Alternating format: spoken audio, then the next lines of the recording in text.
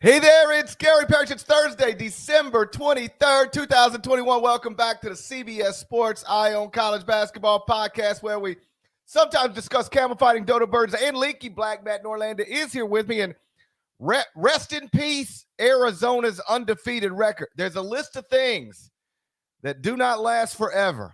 Kim and Kanye, cold November rain, and Tommy Lloyd's perfect record as a head coach. Final score Wednesday night inside Thompson Bowling Arena. Tennessee 77, Arizona 73. The Wildcats are no longer undefeated. Trivia time, dead leg. How many undefeated teams do we still have in Division I college basketball, men's side right now? This is not a viable trivia time. This is too easy, but I'll take it. The answer's 5. You want to tell them who they are? Can you name them in alphabetical order? Baylor, Colorado State, Colorado State, Iowa State, LSU, USC. Ding, ding, ding. Can you name the 6th leading scorer for each team? The 6th leading scorer. Do I look like John Rothstein? You do not look like John Rothstein. Not at all. By the way, hello to YouTube. We're going festive here. What's up, YouTube? What's up, YouTube? Thanks to everyone that's watching live. We're going to open with Arizona, Tennessee. There will be happy Festivus. There will be grievances. There will be trivia time. There will be giveaways later on the show.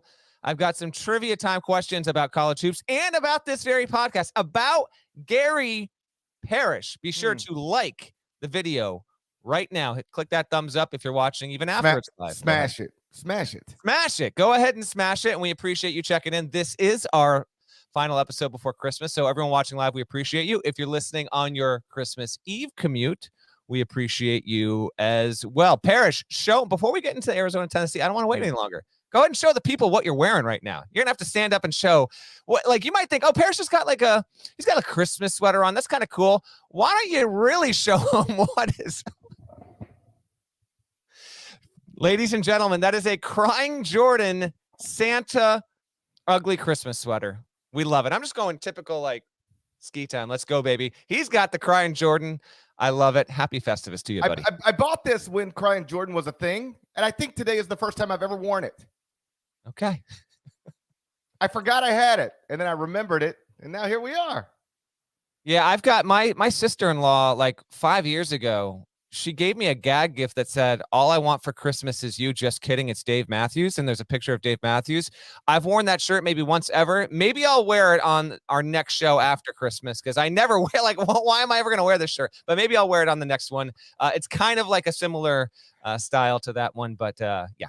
I had a plan to have all these interesting shirts for the podcast live on YouTube. And the truth is, the way I position my camera, you can't really see my shirts ever. But we can see your shirts, and I don't know. Oh, well, that would be a view.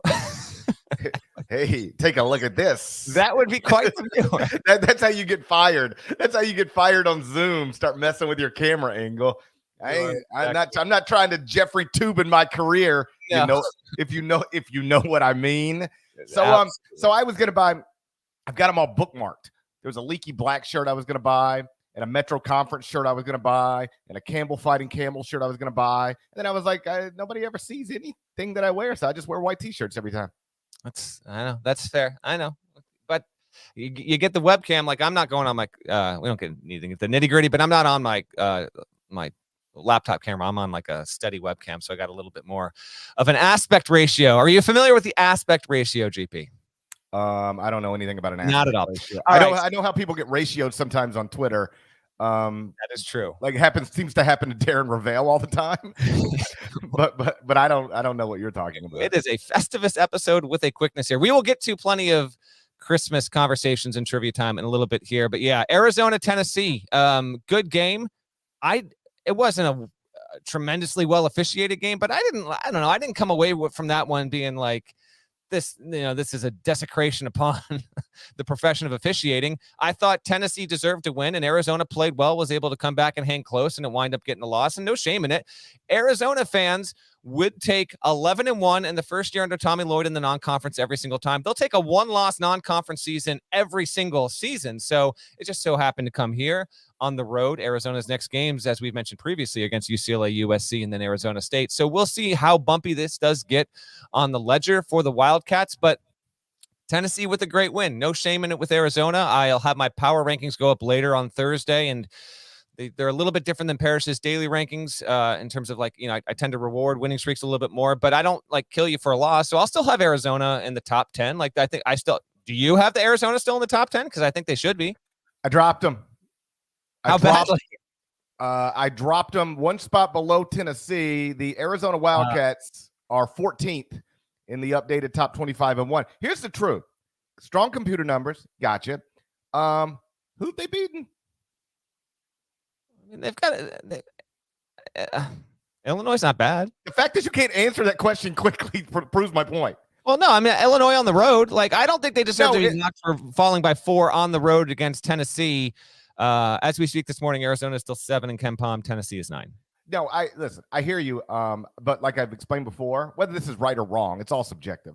But I don't worry about how far you drop or how high you move up. I worry about where you should be slotted. And when I say who have they beaten, I'm not trying to be dismissive of the start that they had. They've been terrific. They've been terrific. But like, we don't know how good Michigan is, and we don't know how good Illinois is.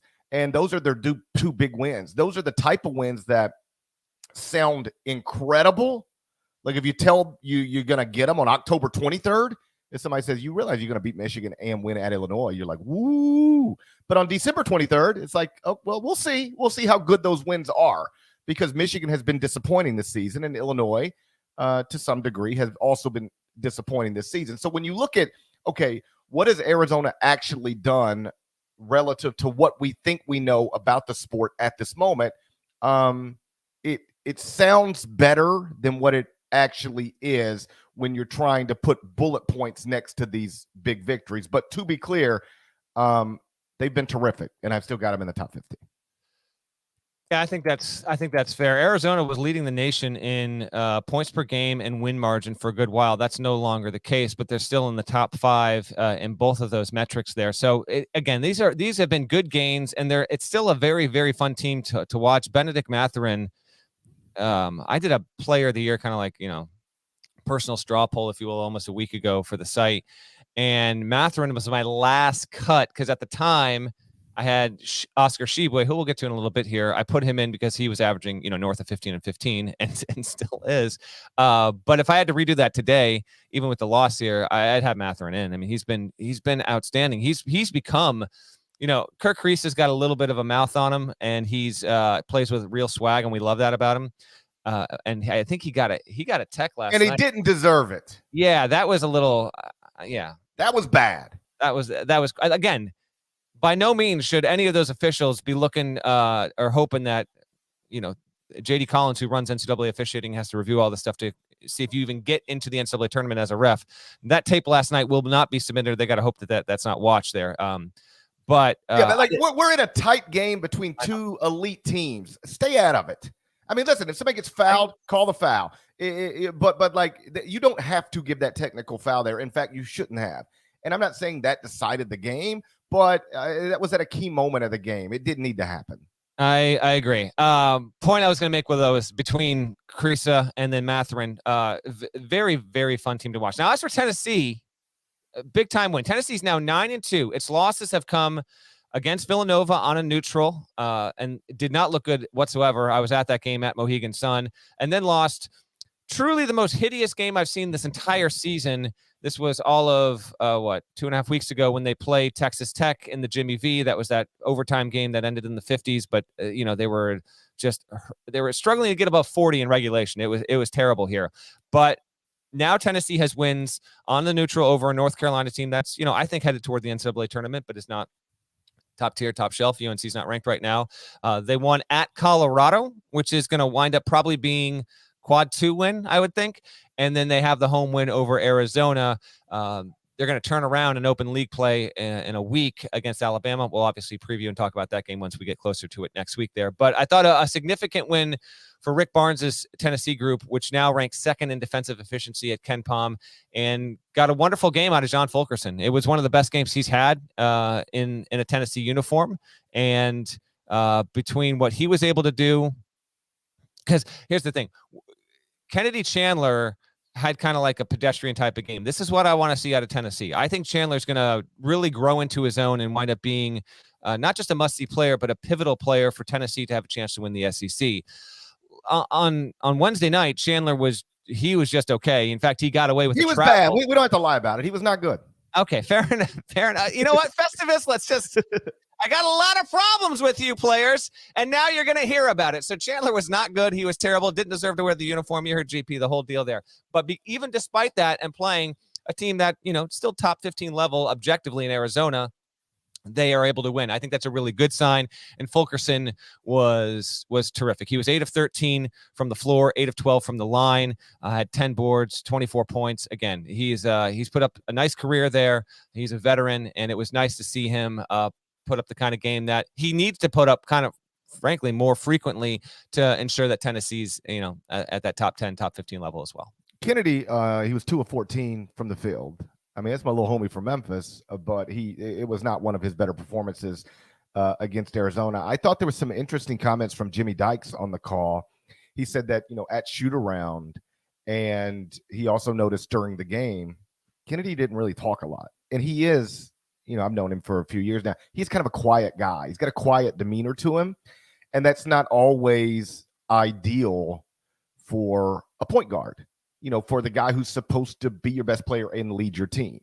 You don't have to be Chris Paul, yelling at everybody all the time. But it's, if you ask any coach, you would prefer that your point guard is vocal. And I thought it was interesting that Jimmy Dykes pointed out, like at shoot around, he wasn't in the game. He doesn't appear to be. For what it's worth, one of the quietest basketball players I've ever been around consistently when he was a freshman in college is Derrick Rose, and he went on to be an MVP.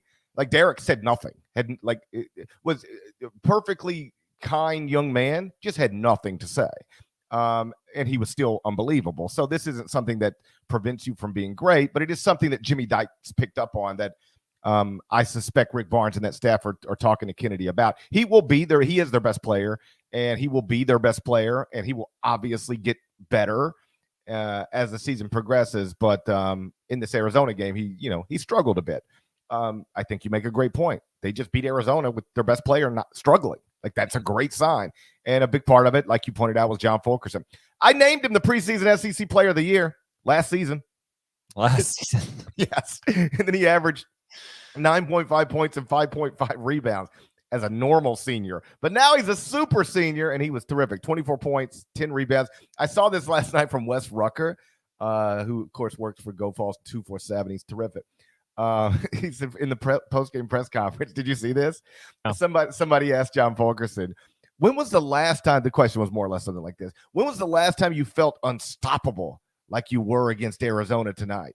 And he said, last night on Fortnite. Oh, yeah. Last night on Fortnite, I was unstoppable. I love that quote. That's wonderful. Highly accurate. By the way, never played Fortnite. Never been in a room when Fortnite's been played. Oh, my God. My kids are on it, boy. I can't tell you how much money I've spent on V-Bucks. Holy. No idea what that is, but my youngins are still too young to be getting into that life. So I know Fortnite's a huge thing. And what do you buy? Skins and all that stuff, man. You gotta buy V-Bucks, and then you use the V-Bucks to buy you skins. Yeah. And my little guys both have Nintendo Switches, and they are on Fortnite. They play together, and it's like my middle guy's 7, my little guy's 5, and there's a big difference in video game capabilities between the age of 5 and 7. And my little guy gets so frustrated with it because he just gets popped all the time. But I don't even want to put a number on it, how much money I've spent on V-Bucks over the past year.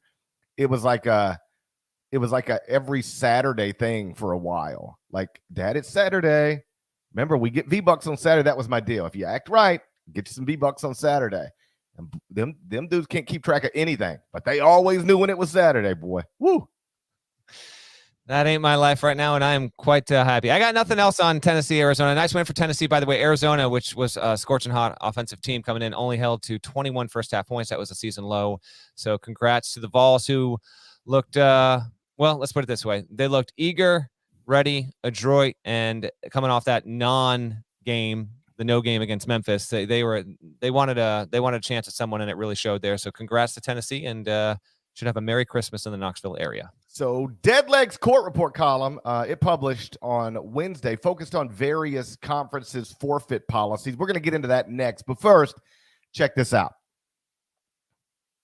So Deadleg's court report column on Wednesday focused on various conferences' forfeit policies. You talked to a whole bunch of conference commissioners, I think nearly a dozen. What did you, I mean, I know what you learned. I read the story, but this is how we do it on the podcast.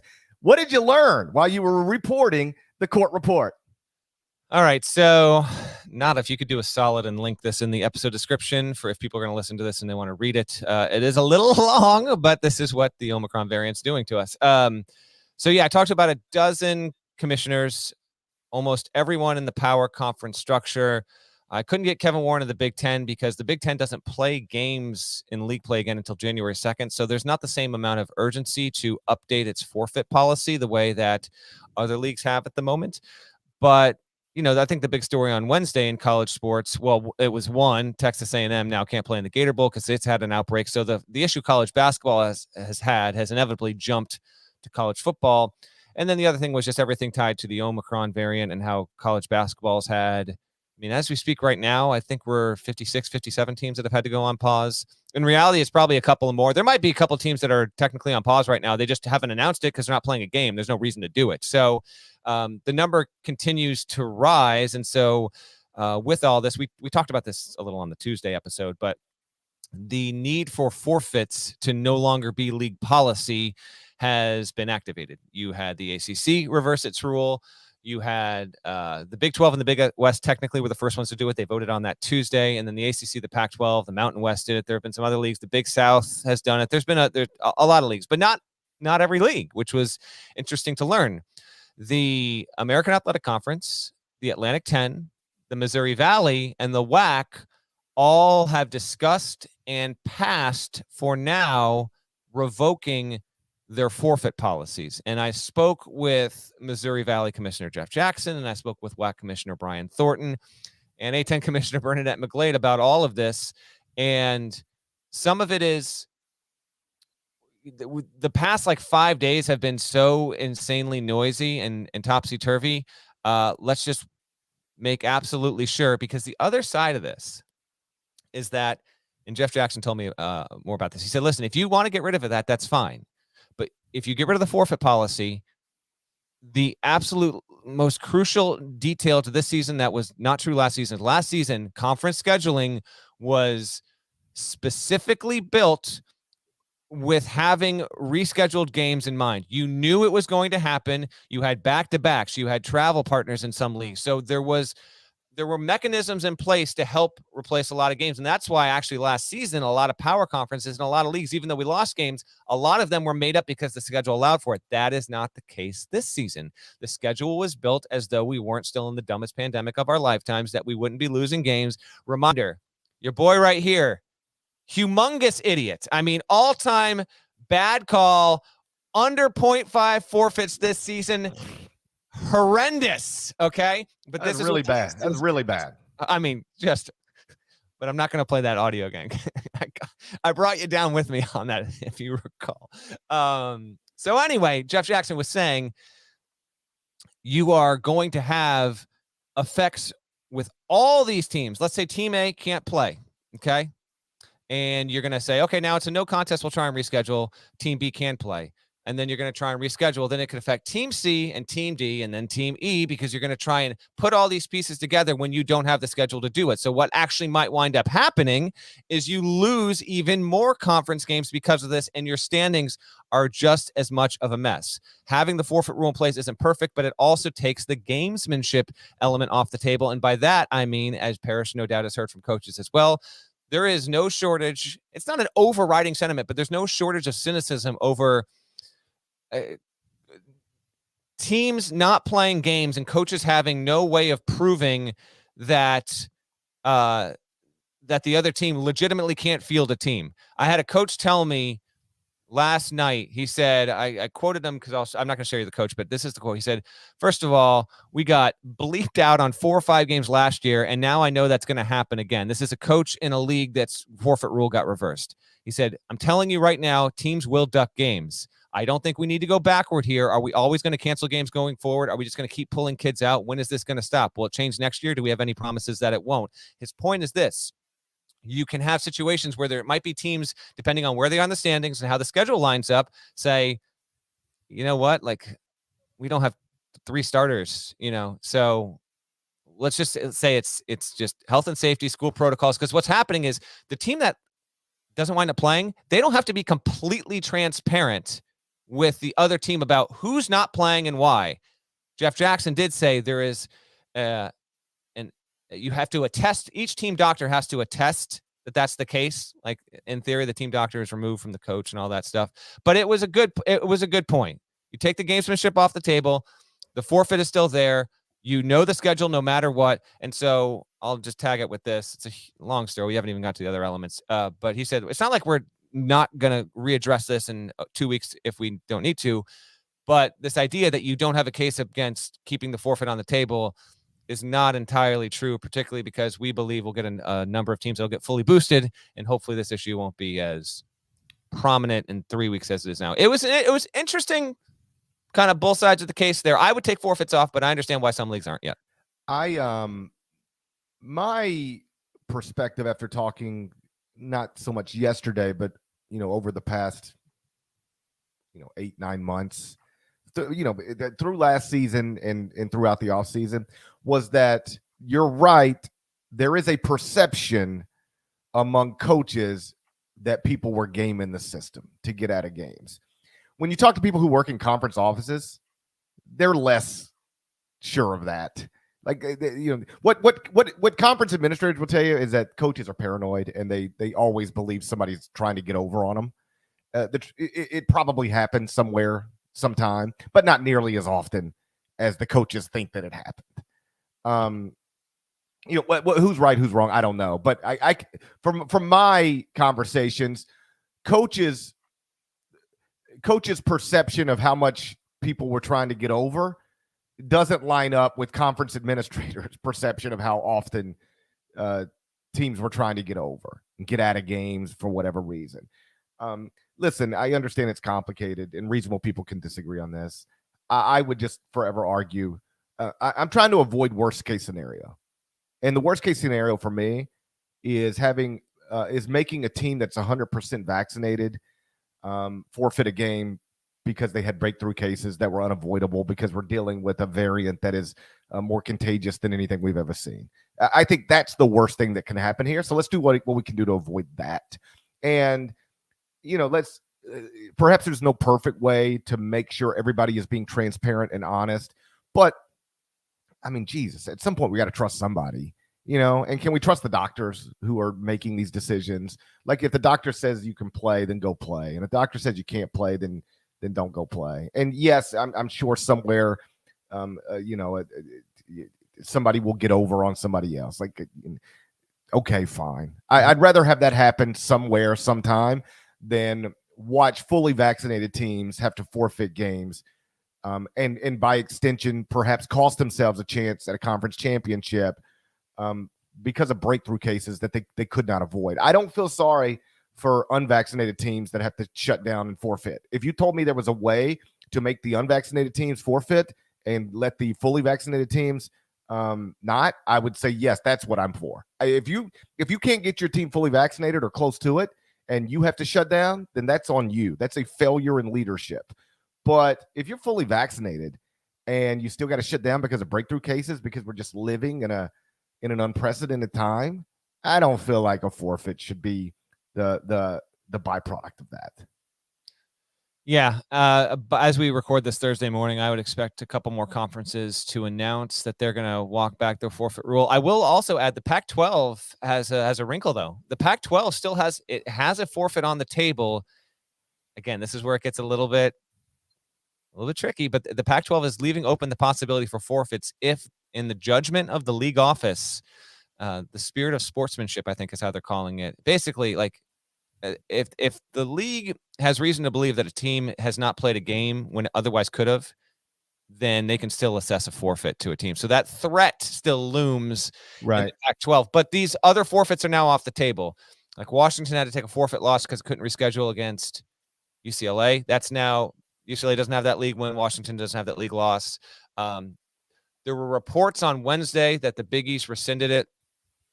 That seems inevitable. I checked in with one source who was like, it's going to happen. It's just maybe not technically there yet. But I think the Big East is going to announce that on Thursday. Whatever. Those are going to, the Seton Hall ones, the DePaul ones, those will be off the books. The ACC, Wake Forest had a win. BC had a loss. Those are off the books. And again, it's important to know going forward, you're going to hear postponed, I think. You're not going to hear canceled because you're going to have an attempt to reschedule the game. Now, we'll see if these conferences get into a situation 4 days from now, 8 days from now, 14 days from now, where you lose 4 or 5 games in a 24-hour span. It's like, where are we putting these things? Again, the TV inventory, they don't have a lot of flexibility. The Pac-12 is different because the Pac-12 has travel partners and Thursday, Saturday games. So the Pac-12 actually has this Monday, Tuesday window where it can fill in games. It's in a better spot than, say, the ACC or the Big East or the Big 12, which will have a game on a Monday, Tuesday, Wednesday, Saturday kind of deal. It just doesn't have quite as much there. So expect a January that's going to have plenty of postponements that turn into cancellations, irregular conference standings. And I will be interested to see if we have those leagues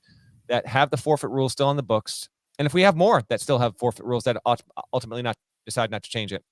It's not like we got one, we got 4 of them. How those look at the end of the season, because in speaking with those commissioners of those leagues that are sticking with this for now, they all agree that like what we don't want to have happen, and we will, essentially take action if it does, is we don't want to have a situation where a team suddenly has like 5 or 6 of its league wins have come by forfeit.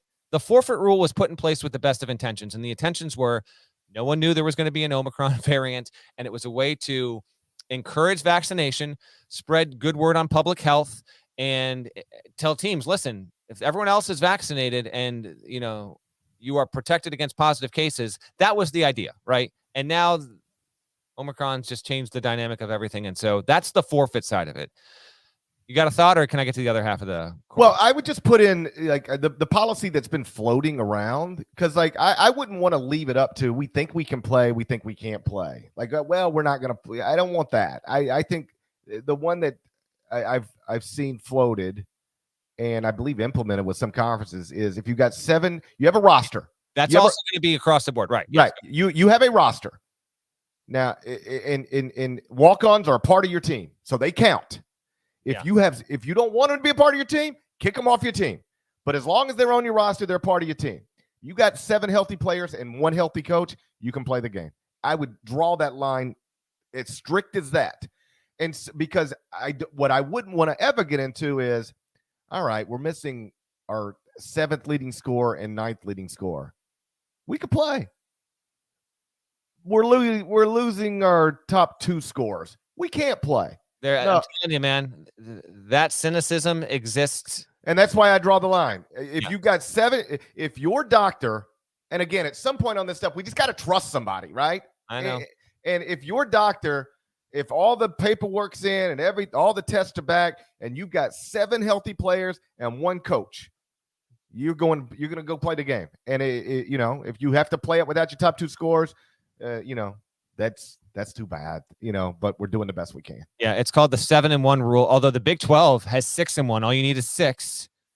ACC, Pac-12. I believe the Pac-12, I don't have it in front of me. I think the Pac-12, you have to have 7 scholarship players. The ACC, it's 7 players, period. Like if you've got 4 scholarships and 3 walk-ons, you got 7, you're playing, which again, I would make it 7 humans who are on your roster. I don't care. I don't care if they're on scholarship or not. I'm not happy about this idea that we have 2 scholarships of those 7, but whatever. And then the A10 has the highest threshold. The A10 is actually 8-1. So there's that. Okay. The other element to this, and again, we'll link this story in today's podcast description, is January is going to be rickety, no doubt about it. We're not going to avoid that. Fortunately, it seems like a lot of teams that have players eligible to get boosted now, they're after 6 months, they're trying to get it done now so that, by the time we get to first or second week of January, breakthrough cases are just less likely. But there becomes this issue where, and this is going to actually potentially affect the college football playoff, which is super interesting and highly unfortunate, of course. What do you do about the testing situation with all these teams? Because there's not uniform testing. So Mike Krzyzewski said over the weekend, Duke is back to daily testing, and he wants it to be a case like last season when there weren't vaccines available to everyone, where teams test the day before, the night before, and then team doctors share information, and then they know going in the next day, you're good to go. That is not happening everywhere, and it hasn't been happening, as I mentioned, I think on a previous podcast. Like a lot of teams were not testing at all for 2 months because they had a fully vaccinated roster. No one was presenting symptoms. There have been other teams, I did talk to a couple of coaches where they say, nah, the way it works here, man, is like I had one coach tell me he had everyone except one player vaccinated, but the university policy is they have tested once a week every week since school started. So it's different everywhere, right?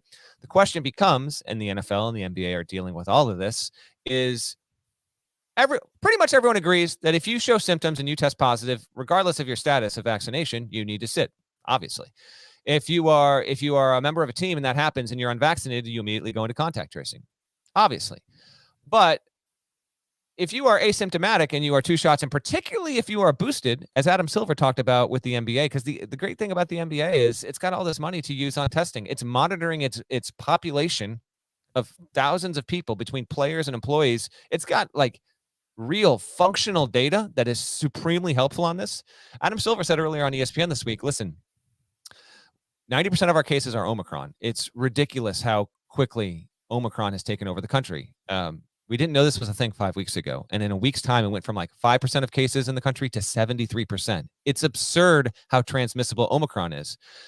But the relative good news is on an individual basis, it doesn't look like it would be as damaging as Delta, right? But because it spread so quickly from a societal standpoint, it's actually just as damaging. That's why our hospitals overrun, and we need to keep that in mind. But what Adam Silver said was, we are seeing very few instances where boosted people have had a breakthrough case or even have symptoms. So what these schools are going to have to decide, because this isn't an NCAA rule until we get to postseason play. Again, it's all schools and conferences and local decisions. Will you choose to test asymptomatic, vaccinated, or boosted players? Because some schools say 1 positive test in your program, everyone gets tested. Some schools are 1 positive test, we contact trace. Some might, some not. In other programs, like, for example, with Georgia Tech, although it wound up going on pause, Georgia Tech had a couple players test positive. The boosted players on the roster and fully vaccinated did not have to test because they weren't symptomatic.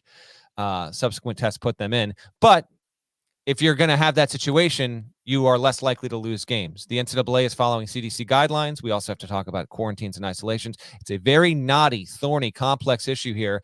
But the bottom line is, the more that teams test asymptomatic, vaccinated, and boosted players, because Omicron is good at puncturing particularly 2-shot vaxxed players, you're just more likely to have more positive tests. Players sit, lose more games, and it could really just, it could desecrate the schedule in January. And if that's what happens, that's what happens. But college basketball and the NCAA need to figure out what they're going to do here. One last thing, I know I'm kind of going long on this, but again, these are the conversations that everyone is having around college sports, and they're going to matter as it pertains to what we talk about on this podcast and college sports, college football. The last thing is this. NCAA had a call on Wednesday with its chief medical officer and medical advisory, and then a representative, at least one from every single conference. NCAA has always followed CDC guidelines. And right now, the CDC guidelines is if you're boosted or fully vaccinated and you test positive for COVID, you go into isolation for 10 days. There is an expectation that the CDC is going to reduce that number to 5 or 7 at some point in the next 2 or 3 weeks, hopefully. But there's no guarantee it'll happen. But the NBA is showing and suggesting data that you don't need to be 10 days. It can be 5 or 7, and that you can test out of quarantine. The NFL has changed its rules. And so the big curiosity right now in college sports is this.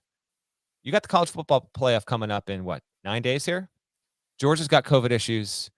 Christmas is right here.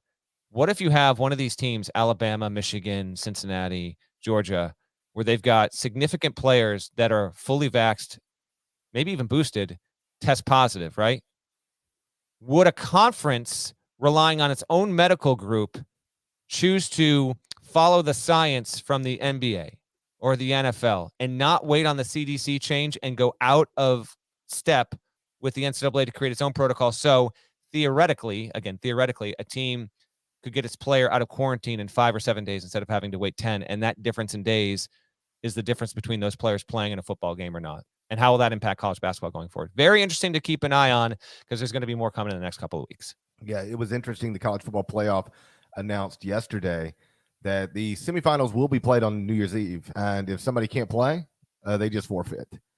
And if both teams can't play, then the other semifinal is the national championship game. And if 3 of the 4 teams can't play, then the healthy team, the lone healthy team, is your national champion. Please do not let us get there, man. That would just be horrendous. Terrible. But yes, anyway, keep going. Yeah. I will say you mentioned how coaches are how cynicism is very much a thing among coaches, that everybody's doing this. What I hear from coaches is that, they all tell you we're doing it the right way, but let me tell you who's not doing it the right way. Mm-hmm. And they don't always use names. But here's one story I heard was that coach told me that he heard, and so take this for whatever it's worth. But coaches are now realizing, I think most coaches were optimistic, like we were, that if we get our teams vaccinated, we're going to be fine. And now we're finding out you're not. You're just not fine, or you're at least potentially not fine. And one coach told me he heard that, the way you're supposed to do it is if a player has symptoms or isn't feeling well, you need to tell somebody immediately, and then you need to test immediately. I had a coach tell me he heard a coach was instead telling that player to go home. Just go home, skip practice today, and let's hope that you feel better tomorrow. And if you don't feel better tomorrow, let's hope you feel better the next day. In other words, don't test them. Just get them out of there, but don't test them, because if the test comes back positive, it would trigger more tests, and then that could trigger a shutdown. Yeah, and that, by the way, that is a suspensionable offense at the very least from the coach, just to state the obvious there. I wouldn't be shocked to learn that that's happening. Can't be operating like that in a pandemic, though. Not when our hospitals are overrun. And you got to know, if you think you are sick, you have to know if you've been infected. But I know the purpose you're saying for the story. I'm not endorsing this whatsoever. That's absolutely crappy behavior, and it wouldn't shock me to learn that there are coaches that are actually doing that. What a mess, man! Is this the dumbest pandemic or not? People kept questioning me over the past, 2 years, saying this was the dumbest pandemic of my lifetime. Are there anybody disagreeing with me now? You were on this early. I was on this early. You were on this very early. We'll wrap up the COVID stuff, but I'll just share a quick quote from Bob Bowlesby, Big 12 commissioner. He said, anybody that thinks we're going to be able to put a policy in place and it's guaranteed to help us manage basketball throughout the season without issues is delusional. Bob Bowlesby also told me he wasn't buying into the drama. Bowlesby, great interview. He was insightful. In fact, he also said, because I followed up with him on it after he told me this, he said he thought the NBA and NFL data were going to lead for college sports in the next couple of weeks there. Again, the question is purely hypothetical. It's determined behind the scenes that Alabama will have seven of its 22 starters that can't play in the semifinal.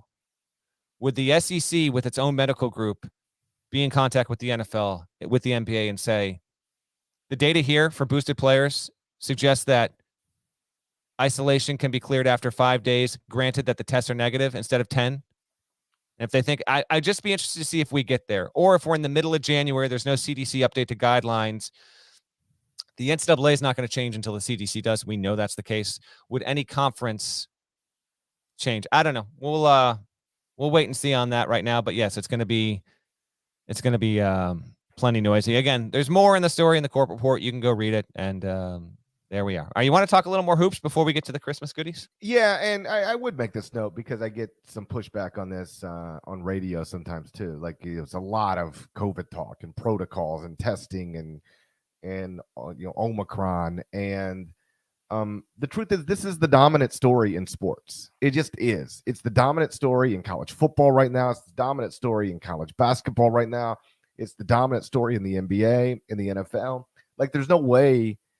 There's no intelligent way to avoid this. I mean, I guess you could just say we're not going to talk about it and do it, but If that's what you want, I'm sure there's a podcast out there for you. I'm sure somebody's doing that. I'm more interested, and this is the reason why we decided years ago that it would just be me and Deadleg talking every day, or 3 times a week, no guest, no third person, so that we could pick out the biggest topics in the sport that we think are interesting, and then discuss them. It's sometimes in a goofy way, sometimes in a serious way, and it seems to have worked. And so that's what we continue to do. And there's just no getting around the impact that COVID, specifically the Omicron variant, is having on the sport right now. He and I both talk to people every day in this sport, and the conversations every time either start with this or end with this. They get there at some point. This is the truth. Is we probably should have led on it today, but I just didn't want to because I wanted to leave us. I'm glad we didn't. Yeah, I'm glad we didn't. Yeah, but it's unfortunately it's the biggest topic in the sport. I hope that someday it won't be. Let's bounce around a little bit. Alabama. Mm-hmm. It's now 1-2 in its past 3 games, with losses to Memphis and Davidson. Lost a game 2 nights ago by a point to Bob McKillop's Wildcats. Are you concerned at all about the Crimson Tide? I think there's reason for a little bit of concern, although coaches will tell you that playing Davidson on that kind of turnaround, you're kind of flirting with fire there. Reminder, Alabama was supposed to play Colorado State. Colorado State is in COVID pause. Davidson was supposed to play Loyola Chicago. Loyola Chicago is in COVID pause. So these teams were looking for an opponent. They agree to come together. Davidson flies out to Birmingham, wins 79-78, and Bama almost stole it in the final minute there. But Davidson gets the win. By the way, Davidson now has the best chance at an at-large of anyone currently sitting in the A-10 as far as I can tell. They've actually jumped ahead of St. Bonaventure. Don't know if they're better than the Bonnies, but resume-wise, Davidson is your highest-ranked team in the net. As the former master of ceremonies of A-10 Media Day pre-pandemic, I would agree with that. I would agree with that assessment. Yeah. In the court report on Wednesday, I had someone ask me in the mailbag section how many bids for the A-10, and then I looked. I'm like, mark me down for 2. Like maybe Davidson might have an at-large case. Bonnie's like one of those 2 probably wins the conference tournament, then the other one maybe has a case. It's just it seems like a 2-bid league. So anyway, Davidson beating Bama the way it did. Bob McKillop's one of the longest tenure coaches in the game, and prepping for him and his style. If you don't play that kind of team, and Alabama frankly doesn't play a team that runs its stuff the way Davidson does all that often. Granted, Davidson doesn't play a lot of teams that play like Bama as well. It was a great win by a wily old coach. I'm concerned is not. I wouldn't say concerned, but you look at the losses. These older they have a weird resume. They do they got big wins over Gonzaga and Houston, and then the losses are Iona, Davidson, Memphis. And you got done by Pitino and Bob McKillop. Like that's not exactly the most shameful thing out there. Just 2 of the more veteran and savviest coaches. Like if you actually polled every single coach in the top 10 conferences and said, list out your 20 best coaches in the game, and you had a top 20 from there, I'm telling you, Pitino and Bob McKillop are easily in the top 20, and Pitino's going to be in the top 10, and McKillop actually might have a chance of cracking the top 10. So my point is, those losses are to teams that aren't, for sure making the tournament, but they're coached by a high basketball mind, so there's no shame in that. And then the Memphis loss, I mean, goodness, they got completely tossed out of their element there. And Bama's 9-3. They were my pick to win the SEC. I'm not going to step off that. Now the SEC is, we said this in the preseason, it still stays true. Like the league race is going to be really compelling. You could have I would not be surprised at all if on January 10th, there's a team that's in first in that league. It's different on February 10th, and it's different again with a third team on March 10th. I think that's entirely the case with the SEC at this point, because Alabama, Tennessee, LSU, which is still undefeated, Kentucky, Auburn all in the mix there. Not to mention I don't think Florida will wind up being there, but they can certainly be a top 3, top 4 team in the mix there.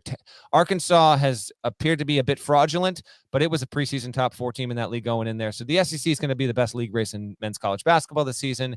And so I've got much less confidence now than I did 6 weeks ago that Alabama would be the best team in the league. There's a common thread between the 3 Alabama losses, and it's that they shot below their season average from 3-point range. And as we've discussed many times, they are committed to launching from beyond the arc. They're going to do it. And it's interesting because this stuff's not hard to figure out. Like, why was Alabama awesome last season, playing basically the same way, but, seems a little more vulnerable this season? And there's really there's 3 main numbers to look at with Alabama: tempo, percentage of shots from 3, and defensive efficiency.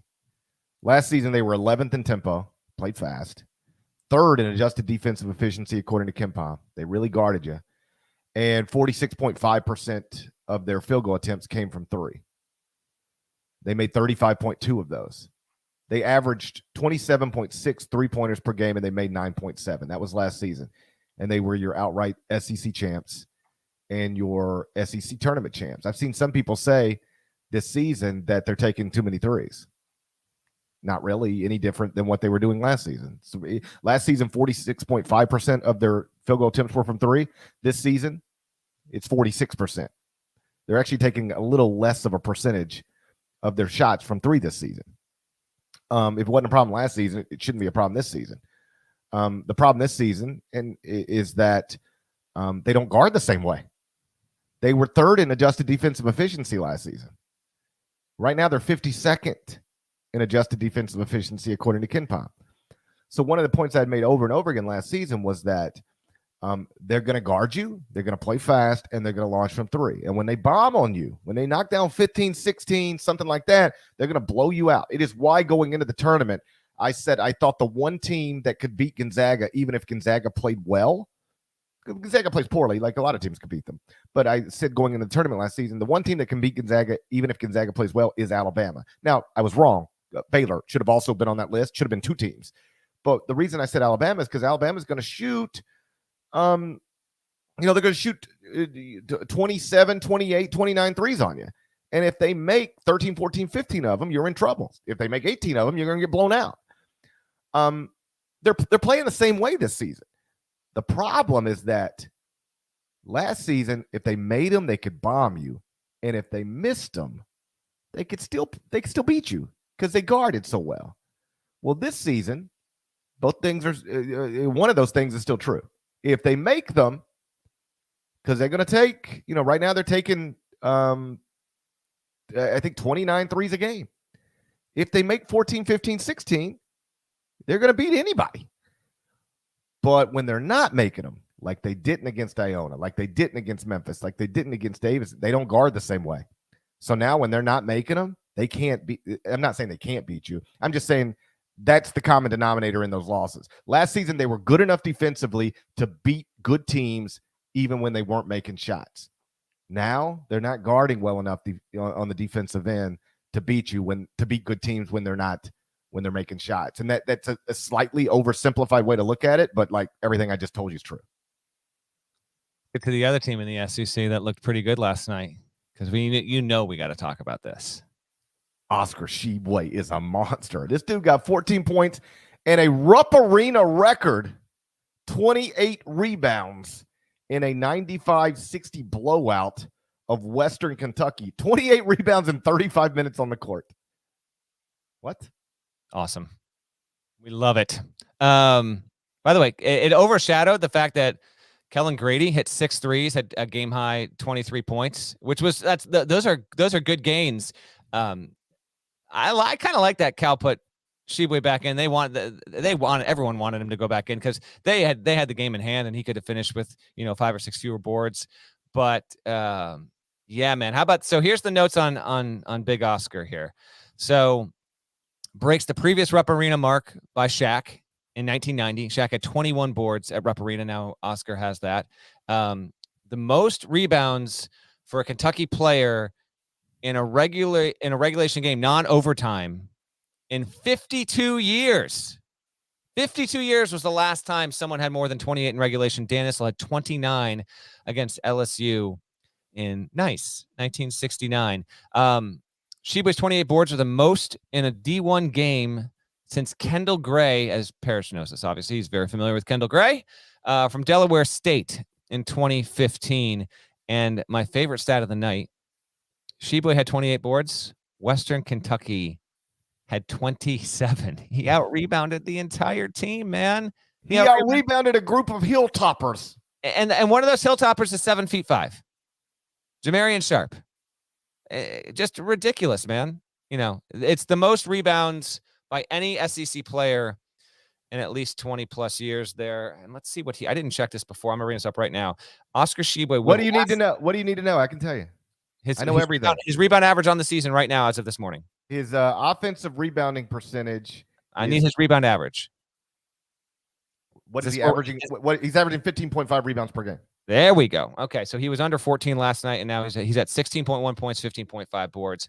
Awesome performance by Oscar. Over under 0.5 games, Oscar Tshiebwe has at least 26 rebounds for the rest of this season. Under. I mean, 28 is ridiculous. I mean, that doesn't even make sense. Give me over. Let's toss up that poll real quick in the chat. By the way, we do have trivia time, Christmas gifts podcast coming in a bit here. Okay. Thank you for everyone watching. So Parrish is going under. I'm saying one more game for Tshiebwe this season. He'll have at least 26. I don't know if he'll match 28 again. I'll go at least 26. And as we mentioned recently on a podcast, I talked to Tshiebwe 2 weeks ago, maybe. I talked to him after, can't remember what game, but we talked for like 20 minutes. He talked about on the ride home, but like I hear him checking into his dorm. Like he was going on about how much like rebounding means everything to him. He completely embraces it. Wonderful quote. Really, really nice young man. And he's got a great spirit about him. You can just tell like Kentucky's got a good thing going this year for a lot of reasons. And by the way, Grady, Tshiebwe, these are transfers. Like they're making a real impact on what Kentucky can do. But it almost feels like his essence in that locker room is really what's going to lift up and give Kentucky a shot at winning the SEC, getting a good seed, going deep in the tournament. We'll see. He just has, I mean, he's a force, man. Love to watch him. Love to see him do as well as he did. And oh, by the way, that game against Western Kentucky, obviously scheduled, day before, whatever. We talked about that on the podcast. It raised, I guess, $100,000 for tornado relief. So the University of Kentucky, as I understand it, has helped raise more than $5 million for tornado relief for Western Kentucky and surrounding parts of that region, which is phenomenal and a great story as we lead up into Christmas. Another stat I saw from ESPN Stats and Info last night, there have been 3 10-point, 20 rebound games by a Kentucky player in the past 25 seasons, and all 3 of them belong to Oscar Tshiebwe. Like, think about all the dudes who have played there. I know. Karl Anthony Towns, DeMarcus Cousins. I know. And nobody, there have been 3 10-point, 20 rebound games in the past 25 seasons at UK. All 3 belong to Oscar Tshiebwe, and he's only played 11 games at UK. He's now up to number 1 in the KenPom Player of the Year rankings. He's got the best defensive rebounding percentage and the best offensive rebounding percentage of any player in the country, according to KenPom. Defensive rebounding percentage, 36.6. Offensive rebounding percentage, 24.0. And if he's able to maintain that 24.0, it would be the highest ever recorded in the KenPom database that dates back to 2003-2004 season as it pertains to this particular stat. Trivia time. Fire it. A Pitt Panther has the highest offensive rebounding rate ever in the KenPom era. Can you name him? It's a Pitt Panther. Player's name is it's right here. It's right here. It's up here. Oh man. Is it a gettable Pitt Panther? Like as soon as I say his name, you'll say, his name, man. This is horrendous because I know this dude's name. As soon as I say his name, you're gonna know his name. Okay, it's not McGee, but I think it's the guy who had a little stalk to him, little string. Give me a second. Gary McGee is the one that got crossed by Kimbo. I was there. I was at MSG. No, it's he didn't have a great vertical. Terrible knees.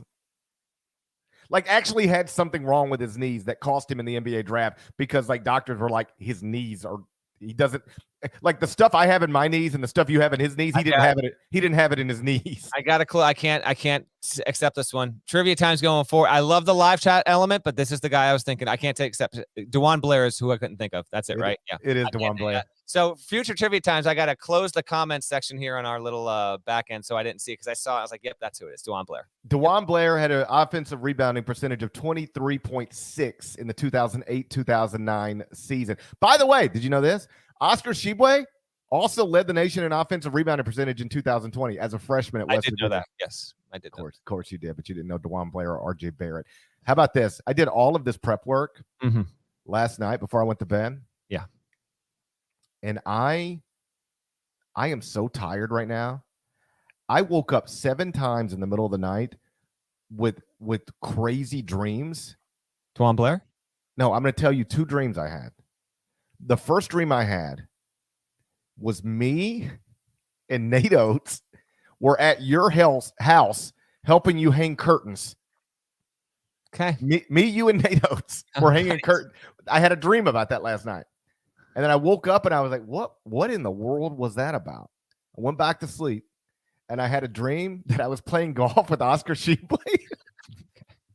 And how about this? I lost my clubs in the middle of the round.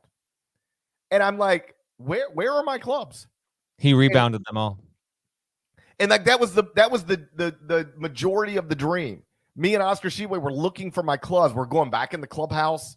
We're walking around looking behind trees. I'm like, and when I woke up, I was like, how could you even lose your clubs in the middle? It's impossible to do. It wouldn't happen. But that was the thing. Me and Oscar Tshiebwe were playing golf, and then my clubs disappeared. And then me and Oscar Tshiebwe were looking for my clubs everywhere. Those are, and like and I'd go back to sleep. And sometimes, does this ever happen to you? Your dreams pick up where they left off? Very seldomly. But I do dream about the occasional. I'm not ashamed of it. I'd say like once a month, a college basketball coach will pop into, they'll pop into my dreams, and I can't get rid of them. Like they got rid of me. That's a Ben Folds lyric, by the way. So the next time this happens, if I can remember it, because I've had some weird ones, man. Like, what the hell are you doing here? Me, NATO. Me, you, and Natos were hanging curtains at your house. And I was talking to him about all this stuff I was saying about Alabama. I was talking to him about it. I was like, well, it just looks like the problem isn't. I was like, Nate, as we're hanging curtains, I was like, Nate, like I've heard some people say you're shooting too many threes, but like, I don't think that's really the problem. You're not really shooting too many threes. It's just like you're not guarding well enough to overcome missed threes, and win a game against a quality opponent the way you were able to do it last season. And he was up there hanging curtains. He's like, I know, GP. I know. The whole thing's outrageous.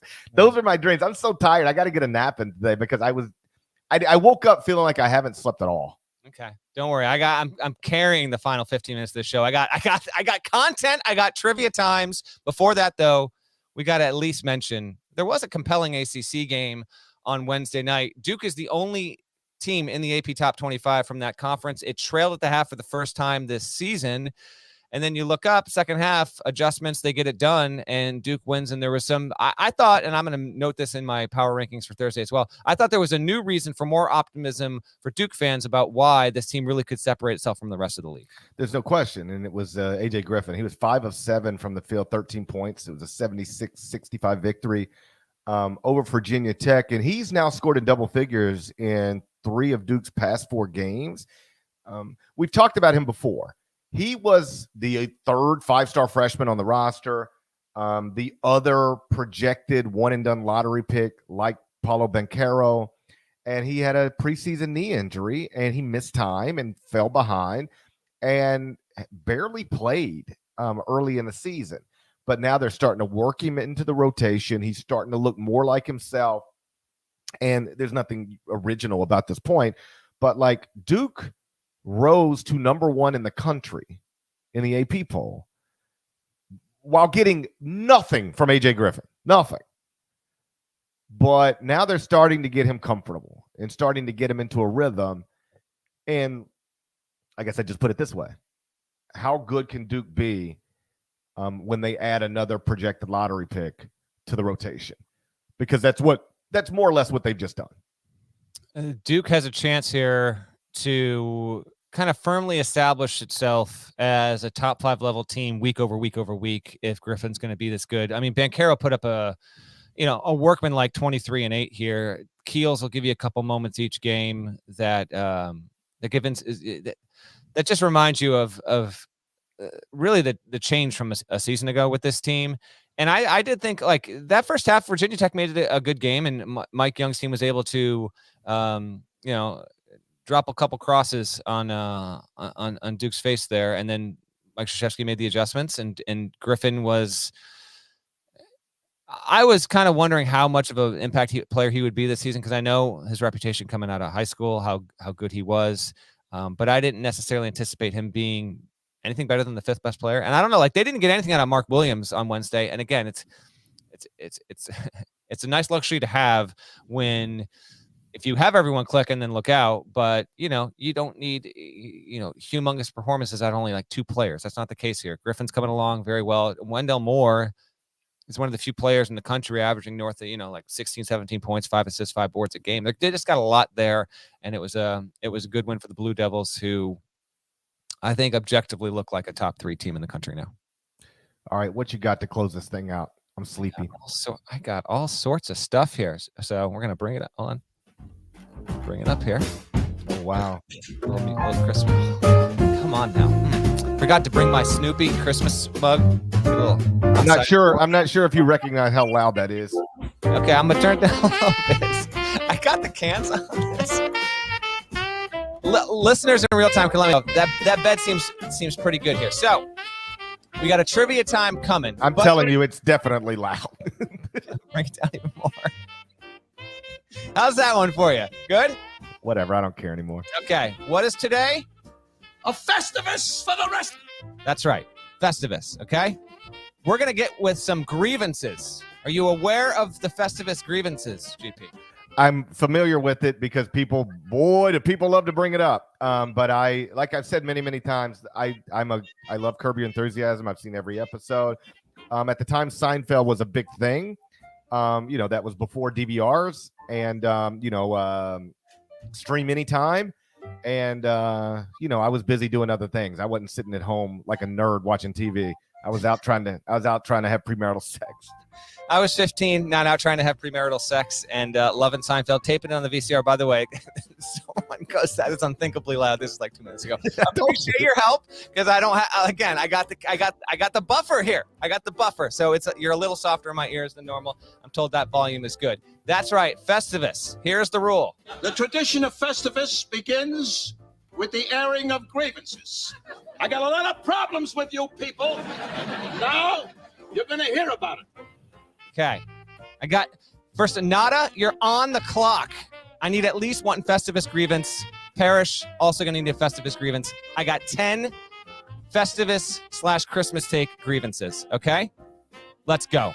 Well, you give me 2, so I have like some guideline, and then I'll tell you what. I'll tell you. Okay, I'm going hot here, okay?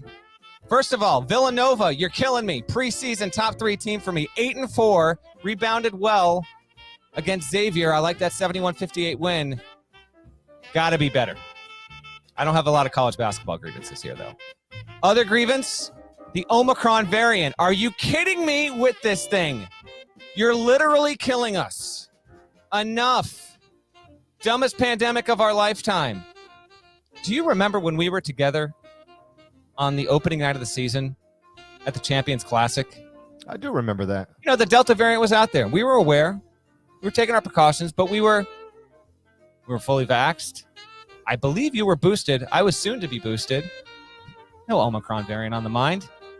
Huge issue with the Omicron variant. Get out of all of our faces forever. I got a grievance with the folks who are obsessed at pushing back on the notion that Die Hard is a Christmas movie.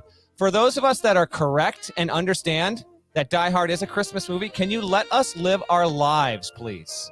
All right? So what's happened here is you got a whole bunch of folks that want to rain on the parade. Can you just let it be? This has become an issue the past 2 or 3 years. Have you ever seen Die Hard? And sure. Have I ever seen Die Hard? I've seen like 6 episodes of Seinfeld ever, man. I don't know. Of course I've seen Die Hard. All the Die Hards. I love those Die Hards. We got a viewer in the chat saying, I listened to the pod when Norlander played his own Christmas music. Accurate. And I have a trivia time tied to Throwback Days coming soon. But we're going classy Christmas bed here. The Die Hard haters, back off. I got an issue with thirsty Christmas trees. Why is it that I walk away from this thing 4 hours after I fill it up with water and it needs to drink again? What are we doing here?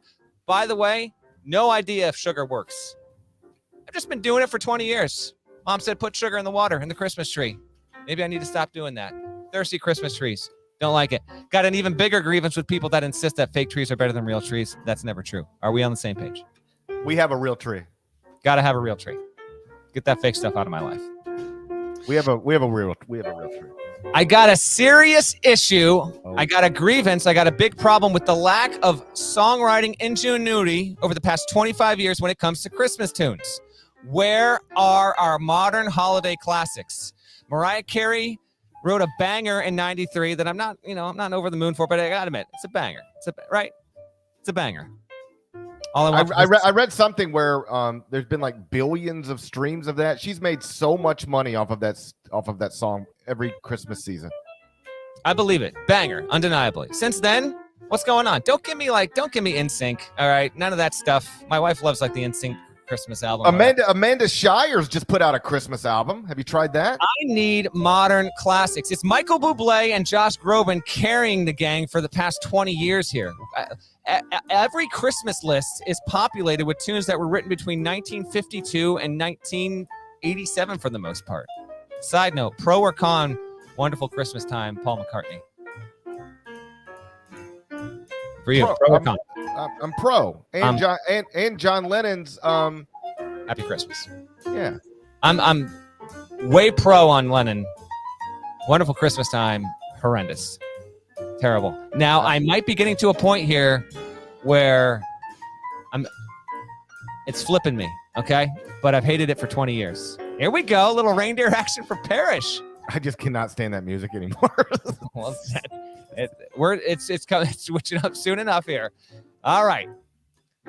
I got an issue with the song White Christmas because every year I want a white Christmas. I've lived in the Northeast since 1991 and had maybe 6 white Christmases ever. Unreasonable expectations. I bet you've never had a white Christmas. Of course I have. We've had them even here in the South. But we went to Telluride for Christmas, Colorado, a few years ago. My favorite Christmas ever. But the problem becomes, because it's beautiful. You wake up, you're in the mountains, and we had no responsibilities. Like, we let the kids open some presents, then we went sledding. We came back, like, just walked to a pizza place for lunch. We didn't have to be anywhere, which I enjoyed. Problem is, of course, that my kids have grandparents, and the grandparents like to see their grandchildren on Christmas, and so we got guilt tripped into never doing that again. But if nobody else's feelings mattered, I would do it. I would go to Telluride for Christmas every. I remember that because you, my friend, not a skier. I'm not a skier, and I was trying to coach you up beforehand. I remember your wife sending me video. I don't think I have that anymore, but she shot a video of you coming down that mountain, buddy. Woo! It's tough. Here was my experience with snow skiing. Day 1, I hated it. I never wanted to do it again. By the end of day 2, I was having a good time. And day 3 was fun. Yeah, I love it. Can't wait to get back on the slopes here. Couple more. I hope you got a grievance locked and loaded. Nada, I'm coming to you too. I got an issue with the gift card people, and I feel like Parrish is a gift card person. Do better. I'd rather you donate to the Human Fund than give me a gift card, all right? Give me nothing before you give me a gift card. Thoughts? Well, just don't give me a gift card to a specific place, because I lose those. Like, hey, here's a $50 gift card to Outback. Well, like, when am I going to Outback? What are we doing? I honestly, I'm going, if you give me the over under 17 years since I sat in an Outback, I'm taking the over. Yeah, like, I don't even remember the last time I was in an Outback. Although that Bloomin' Onion, it's pretty good. People can get the jokes off if they want to, but that thing's dip it in that stuff and eat it. It's good. I enjoy it. I enjoy a blooming onion. Maybe, you know what? Maybe I'll ask for an Outback card now that I'm thinking about it. But I like a Visa gift card. You know, first off, I don't need anybody's. Like, I don't. Here's the thing. Here's actually my biggest issue with Christmas.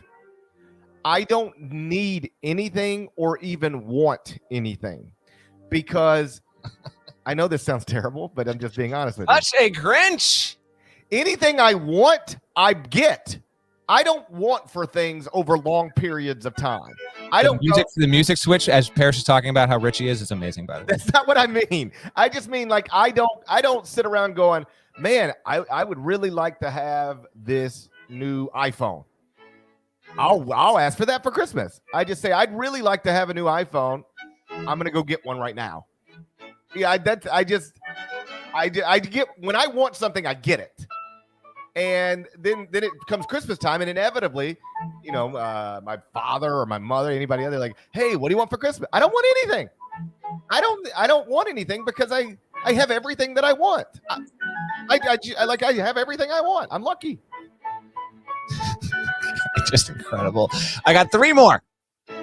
Eggnog. I'm out. Always have been. Always will be. Get it out of my house. Get it out of my fridge. Get it out of my neighborhood. Eggnog is trash. But I feel like you're in on eggnog. I'm not anti-eggnog the way I'm anti-black olives, but I don't like. I'd rather die than have a black olive. I think the only thing I hate more than black olives are onions. Terrible. Oh man, I love onions. Can't stand onions are just horrendous. Yeah. Dude, you're out of your mind. Onions are great. Yeah. I put onions on everything, except for cereal. We got a Matt is trash eggnog rips comment in the eggnog is awful. I'm not against eggnog, but like I will never buy it for myself. I'll never say, you know what, I'd really enjoy some eggnog right now. That's never going to be something that comes out of my mouth. Let me ask you something. Go ahead. We're on Festivus right now. Tomorrow's Christmas Eve. You dipping into some milk and sugar cookies tomorrow night? No, I don't really eat cookies. I don't really enjoy cookies. Man, like I'm not against cookies. Like if you put one out there, I'll eat it. You know, but I will never I'm not the guy who's going to be at the grocery store buying a box of cookies or anything like that. I don't really enjoy cookies that much. By the way, this thing with eggnog with bourbon or rum, just drink the bourbon. Get the eggnog out of here. 2 more. I got a huge issue with toy security and packaging in the modern era. You need a pair of scissors, you need a wrench, and the vice grip of a grizzly to open these toys, man. Like serious threats at slicing up your fingers and the webbing between. You with me? Say that again. You buy your kids toys for Christmas. They want them open. There's no simple tearing of the packages these days. I don't. Actually, I have my butler open all of my children's gifts. I haven't encountered this since at least 2007 or 2008, so I'm unfamiliar with this. I swear to God, I know I shouldn't say any of this. Oh, gosh. My wife hired somebody to come to our house today to put all of our kids' presents together.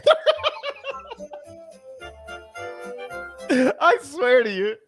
She said so-and-so will be here around noon to put everything together. Amazing. I don't know how to do it. It's not even like I don't have time to do it. I don't know how to do it. I don't know how to put things together. I can't put things together. Like I have some skills. I can rank teams, but I cannot put things together. Like if you give me instructions and say, put this together, I can't do it. So my wife just leaves me out of the equation. Literally hired somebody to come put our toys together. Amazing. Last grievance is on me and my own threats about Santa Claus to my kids. It ain't working. Santa's watching. You're not going to get any toys.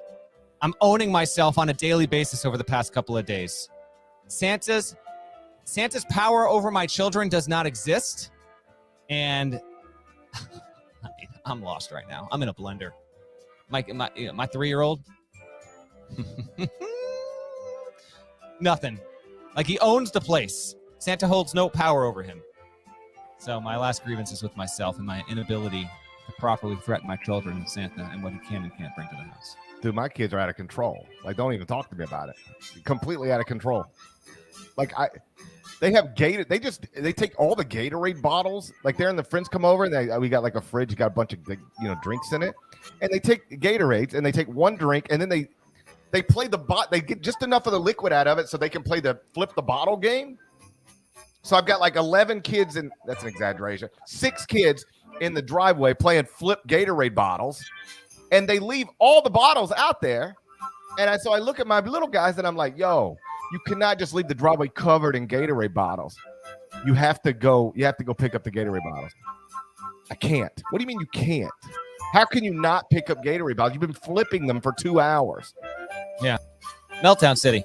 And they won't do it. And then what are you supposed to do when they just will not do it?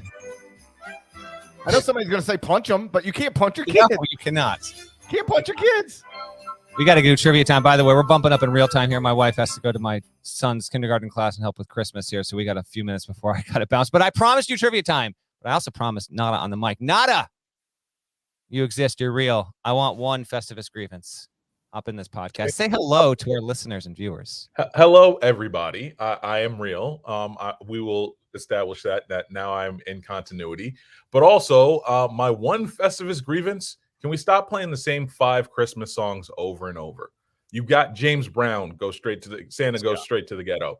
We have a vast Clarence Carter, Backdoor Santa. Great song.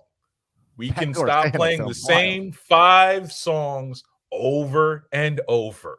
We can diversify the portfolio like Wu-Tang Financial. Love it. That's great. He's right, by the way. Some really good.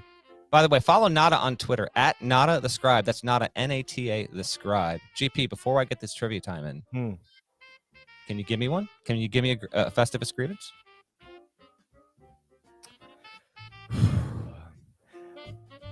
I get frustrated by really all my grievances have to do with social media. Okay. I get very frustrated with it's people. Like an every week thing on the show. Yeah, I just get frustrated with people on social media. Like, stop sending me ridiculous questions or ridiculous comments. Like the other day, I retweeted that John Calipari had gotten his entire team boosted, and immediately people are like, "Well, that won't, that doesn't help you not get COVID-19." And it's like, there's actual like studies that have been done, reports released by the CDC. They're all easy to find that being boosted does lessen the likelihood that you'll get COVID, lessen the likelihood that if you do get it, you'll get sick, and lessen the likelihood that if you do get it, you'll die. But yes, also lessens the likelihood that you'll get it to begin with. And people just like, I can't, there must be 1 million people in my mentions arguing the other side of that. It just drives me crazy. Like I can't, I hate people who reject facts. Like if I said Oscar Tshiebwe grabbed 28 rebounds last night and somebody wanted to argue intensely that he didn't. That's what we deal with a lot on social media. So like, I guess any grievances would start right there for me. We should be able to agree on facts. I agree with you on that. By the way, battery officially on red. I'm in trouble right now. Let's get to the trivia time for the live YouTube listeners. Nada, why don't you throw up that gorgeous Ion College basketball pint glass on the screen here? I'm going to give you 3 questions. You need to have a Twitter account or an Instagram account so we can DM you to get your information. If these answers don't come in correctly, we're not giving them away. I got 3 questions here. Answer live in the chat now. The first correct answer, Nada has the answers, will win. First one. What was the name of the Ion College Basketball Podcast before it was the Ion College Basketball Podcast and I hosted it? And what year did this podcast first start? That's a tricky one. I don't know if anyone's going to get this. I don't even know that. That's right. What year did this podcast start? And what was the name of it before it got transformed to the Ion College Basketball Podcast? That is question number 1. You have to have the name and the year. I don't know if someone's going to get that one. You need to be a true OG, and we got a lot of newbies. We got a lot of noobs in the room. Look at this, 2013. Get out of my face. 2002 podcast didn't exist. That's number 1. I don't think anyone's getting that one. So we might be giving away 2 pint glasses. Again, If you are accurate and right, Nada will let you know, but we need either your Twitter handle or your Instagram handle so we can DM you and exchange information so that you can get an Eye on College Basketball pint glass. Again, I'm seeing years in the comments. I need the name of this podcast before it was Eye on College Basketball.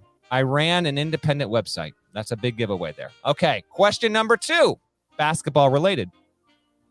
I really hope my computer doesn't die midstream. Last night, John Fulkerson tied the Tennessee men's basketball record for most games played in a Vol uniform. Who does he currently share the record with? What Tennessee player? This is more searchable. I tried to get stuff that wasn't searchable. That is question number 2. I think that one's going to wind up with someone getting a pint glass. Last one, and keep answering in real time. I want to get all 3 of these in. How did Dead Arm Gary Parrish get his Dead Arm nickname? It was a couple years back. So again, if you're a noob, I'm sorry. You got to have been listening to this podcast for a couple years here. What was Parrish destroying when he went dead arm? What was he destroying when that led to him getting a dead arm? There was also a certain tool he was using. I feel if I mention the tool, it'll be, I already see a correct answer in the comments there. I see a correct answer in the comments there. I think that's accurate. Do you see Mr. Jared Fields? Yes, that's right. A double tennis elbow. I legitimately had double tennis elbow after trying to smash a swing set / play set with a sledgehammer bought on Amazon.com. Rather than take it apart with tools, I decided I could just get a sledgehammer and break it into pieces and then take it to the road. And by swinging that sledgehammer as often as I did, as hard as I did, I created double tennis. I created double tennis elbow. It hurt, man. That was rough. That was a rough period in my life. You are the arbiter of this because I'm going. The card says moops on the crowd here. Was it technically a play set or a swing set? I mean, it had swings on it. But would you define it as a play set or a swing set? Because we got a couple answers here. Well, I mean, I would define it as both. Like it had a clubhouse on it and a swings and a slide and a. To me, that's a play set, not a swing set.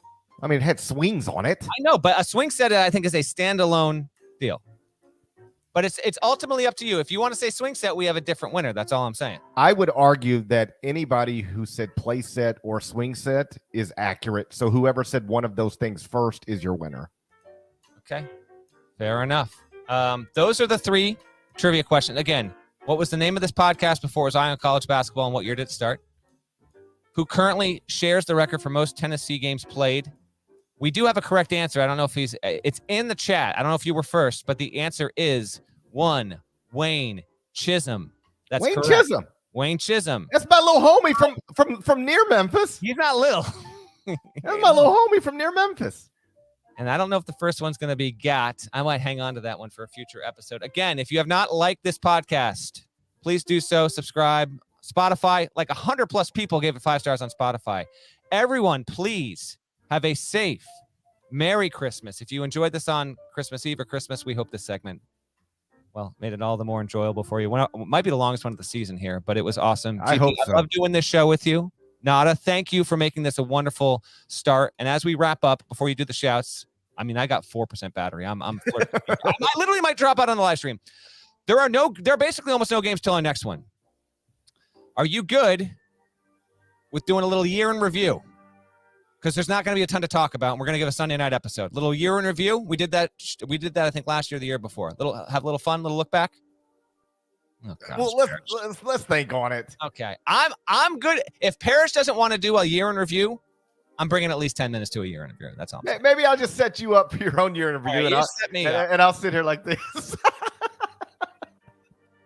Take it away. Shouts to Devin Downey. Shouts to Chester, South Carolina. Shouts to Austin Allen, the legend. Shouts to Larnell. Thank you guys once again. Listen to Eye on College Basketball Podcast. Middle of the dumbest pandemic of my lifetime.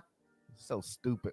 So stupid with this Omicron. My God. Get out of my face with this. If you're not subscribed, please go subscribe.